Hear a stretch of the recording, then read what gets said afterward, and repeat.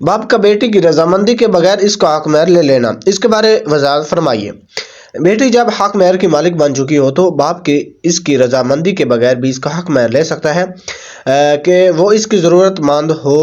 اگر وہ اس کی ضرورت مند ہو اور اس کی ضروریات اس حق مہر کے بغیر پوری نہ ہو سکتی ہوں، اس صورت میں باپ نہیں لے سکتا، کیونکہ ذاتی ضرورت غیر کی ضرورت پر مقدم ہے۔ اگر باپ نکاح یا منگنی کے وقت یہ شرط لگائے کہ حق مہر میں اتنا اتنا میرے لیے ہوگا اور لڑکے کو اس کی ادائیگی کا پابند کرے تو یہ یقیناً حرام ہے، حلال نہیں ہے، کیونکہ اس کا مطلب یہ ہوا کہ بیٹیاں باپوں کے ہاں فروخت کردہ سامان کی مانند ہے کہ جن کی قیمت میں اتار چڑھاؤ آتا رہتا ہے۔ یہ امانت میں خیانت کے مترادف ہے، جس طرح کے کئی لوگ اس کے مرتکب ہوتے ہیں۔ باپ یہ نہیں دیکھتا کہ لڑکا دین اور اخلاق کے اعتبار سے کیسا ہے، بلکہ یہ نظر رکھتا ہے کہ حق مہر میں اسے دوسروں کی نسبت زیادہ کون دیتا ہے۔ سرپرستوں کو متنبہ ہو جانا چاہیے کہ حق مہر میں سے ذاتی نوعیت کی کسی چیز کی بھی شرط لگانا ان کے لیے حلال نہیں ہے، خواہ باپ ہو، بھائی ہو، چچا ہو یا کوئی اور۔ یہ شادی شدہ عورت کا حق ہے جو اس کی شرمگاہ اور اس سے استفادہ کا عوض ہے، کسی کا بھی اس پر قبضہ و اختیار نہیں ہو سکتا۔ باپ کی بیوی کا اپنے شوہر کی بیٹیوں کے حق مہر سے حصہ لینا، اس تگودو کے عوض جو وہ ان کی تربیت کے حوالے سے کرتی ہے، اس کے بارے میں بتائیے۔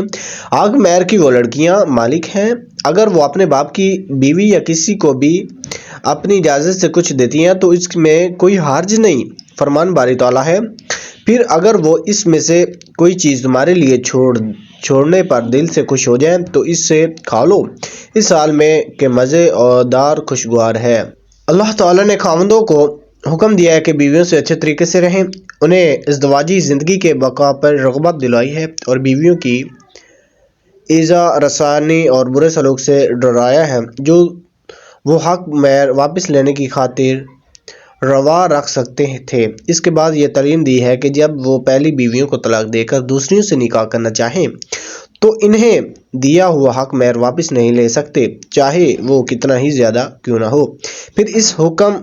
امتناعی کو مزید پختہ کرتے ہوئے فرمایا کہ کچھ بھی نہیں لے سکتے جب کہ ان سے مباشرت کر چکے ہیں، ایک دوسرے سے لطف اندوز ہوئے ہیں، بڑا عہد و پیمان ان کے مابین ہو چکا ہے جو عدل کو قائم کرنے، حقوق کی حفاظت کرنے، اچھے طریقے سے رہنے سہنے اور گناہوں اور بہتان سے اجتناب کرنے کے حوالے سے ہے۔ لڑکی کا شادی کے لیے اپنے آپ کو نیک آدمی پر پیش کرنا جس میں وہ عمدہ اخلاق اور بہترین صفات دیکھتی ہے۔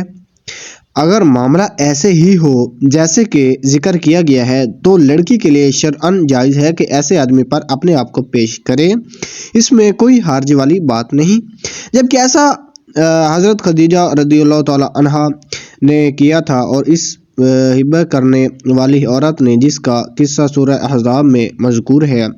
عمر رضی اللہ تعالیٰ عنہ نے بھی اپنی بیٹی حضرت حفصہ رضی اللہ تعالیٰ عنہا کو ابو بکر رضی اللہ تعالیٰ عنہ پر اور پھر حضرت عثمان رضی اللہ تعالیٰ عنہ پر پیش کیا تھا۔ دوسروں کے لیے از خود شادی سے سبکدوش ہو جانا کیا جائز ہے کہ میں فی الحال شادی سے عدم رغبت کی بنا پر اپنی منگیتر کو اپنے سگے بھائی کے لیے پیش کر دوں کہ وہ اس سے شادی کر لے اور لڑکی شادی کے قابل بھی ہے؟